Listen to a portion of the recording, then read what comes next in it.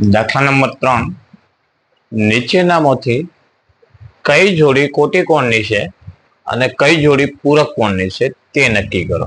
આપણે નક્કી કરવાનું છે કે કઈ જોડી કોટી કોણની છે અને કઈ જોડી પૂરક કોણની છે. જો કોટી કોણની જોડી હોય તો બંને ખૂણાઓનો સરવાળો 90 અંશનો થાય અને જો પૂરક કોણની જોડી હોય તો બંને ખૂણાઓના માપનો સરવાળો 180 અંશ. તો આપણે જોઈએ તો બંને ખૂણાઓના માપનો સરવાળો કરી દેવાનો છે. 65 + 115 કેટલા થાય છે? 180. તો કઈ જોડી બનશે? પૂરક કોણ.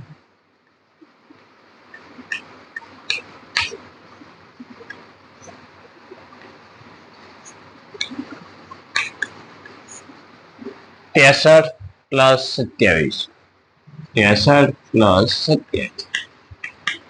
કેટલા થાય? 90. કેવી જોડી છે? કોટી કોણની જોડી.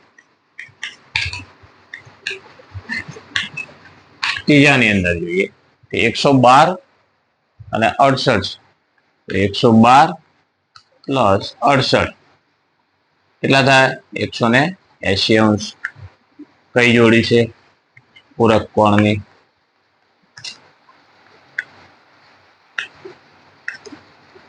ચોથાની અંદર જોઈએ તો 130 અને 50.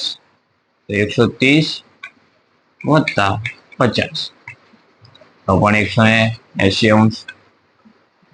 કઈ જોડી? પૂરક કોણની જોડી.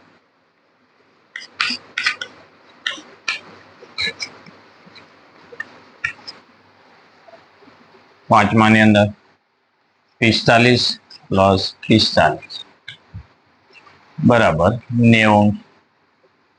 કોટી કોણની જોડ.